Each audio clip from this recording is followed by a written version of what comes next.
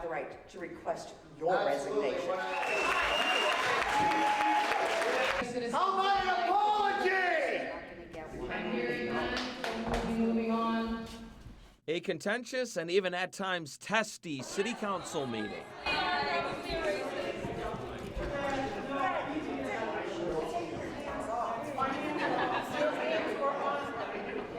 I'm sorry, is this a mess? Erie County residents made their feelings known following a Facebook post from Erie City Council President Jasmine Flores, where she said, quote, "The red hat is the new white hoods for the KKK." I still stand where I stand. I posted what I posted. It's my free speech and it's protected.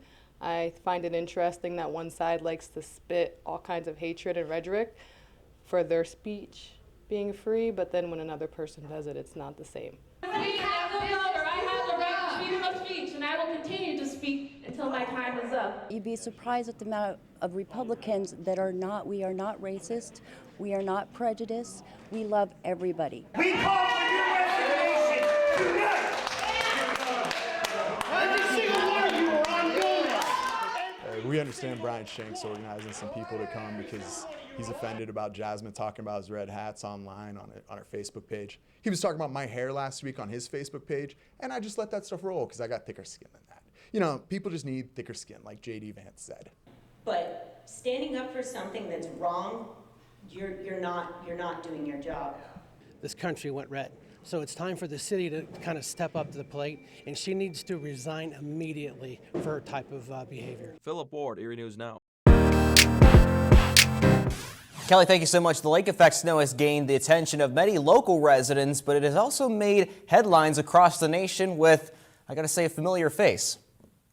I mean, we're past the 1 foot mark by a lot. We're getting close to 2 feet. You can see this car.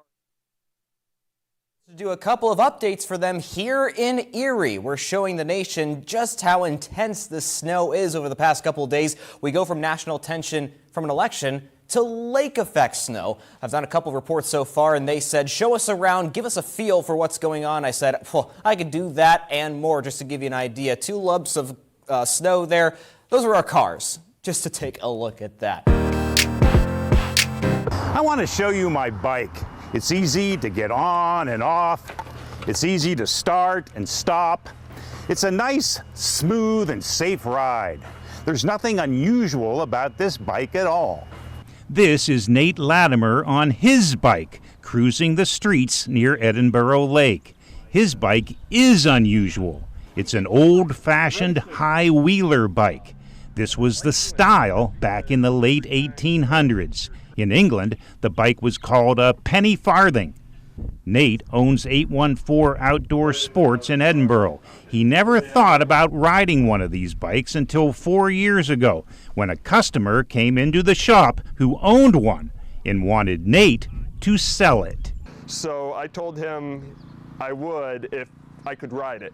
And you know, I started messing around with it, started getting a little bit faster. Nate enjoyed that old-fashioned bike. He would ride it around town. He would ride it in parades.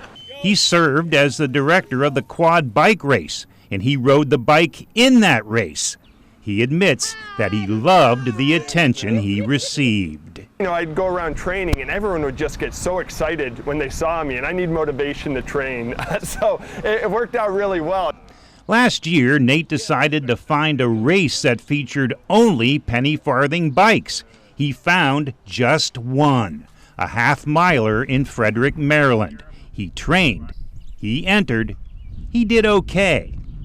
This year, he entered again.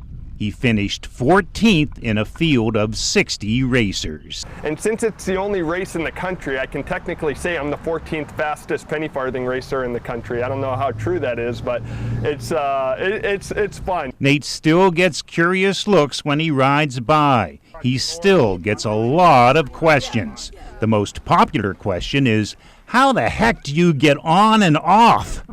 Nate explains that he pushes the bike forward, then uses a peg at the rear of the bike to climb on.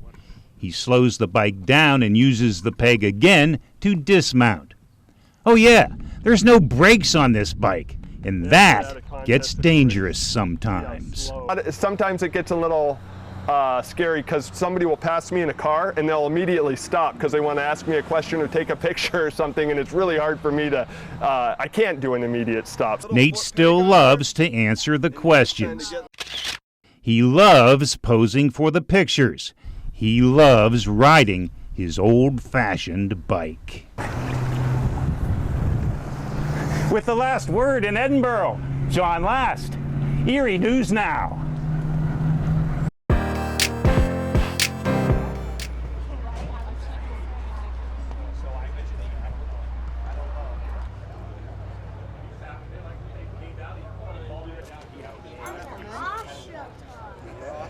Zoe said I looked it up.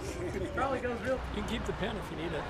No, we got plenty at the station. Oh. That's awesome. That's so good.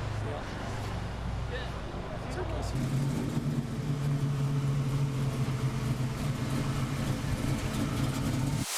Dogs give people a lot of love, and this dog belongs to one of my best friends, Rick Glass, and he lost his other dog, and he came in and adopted this dog. It just gives so much love and support that it's just almost like being married, but better because the dog never gets mad. We always come down here to donate to the animal shelter, and we like the car shows down here too also.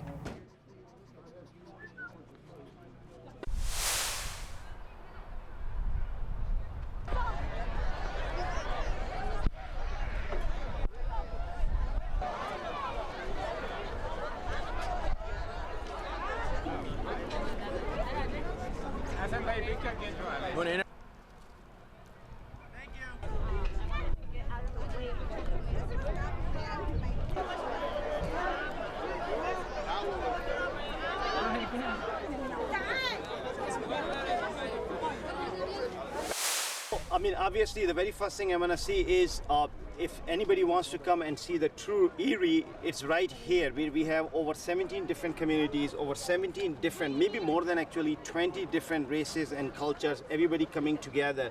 And then that's my point. When you're talking about the family, then race goes away, language goes away, culture goes away. And that was the whole point.